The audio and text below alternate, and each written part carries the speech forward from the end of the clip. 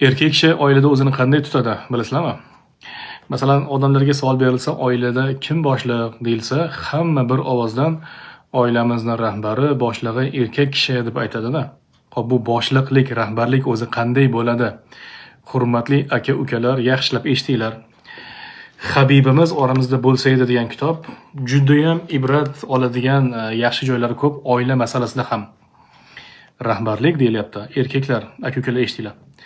Rahbarlik deganda oilaviy mojarolarni hikmat va sabr ila hal etishi.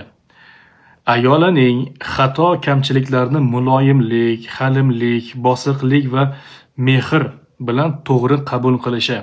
Ayolning xatolarini. Ayoli g'azablanib o'zini yo'qotib qo'yganda yoki biror xatoga, nuqsonga, kamchilikka yo'l qo'yganida uni tushunib, xatosini to'g'irlashga yordam berishi kabi ma'nolarni anglashini tushundim, deydi muallif. Ya'ni inson zoti borki, albatta xato qiladi. Bu haqida rafiqa ham xom sut emgan banda el qatori bir inson, u robot emas. Inson zoti kamchilik va nuqsonlardan xoli bo'lmaydi. Biz kasalni yo'q qilmasligimiz kerak-da, kasalni davolashligimiz kerak. Masalan, xato bormi? To'g'irlash kerak.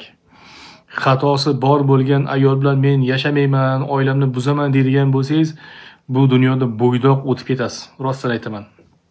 Xato kamchiliksiz insonning o'zi yo'q. Sizda ham bor, bizda ham bor, hammada bor. Bu narsani to'g'ri qabul qilishlik kerak.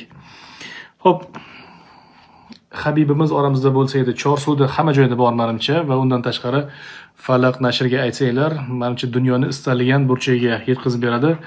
Atmetka qilib qo'yamiz, telefon raqamlarini qoldiramiz.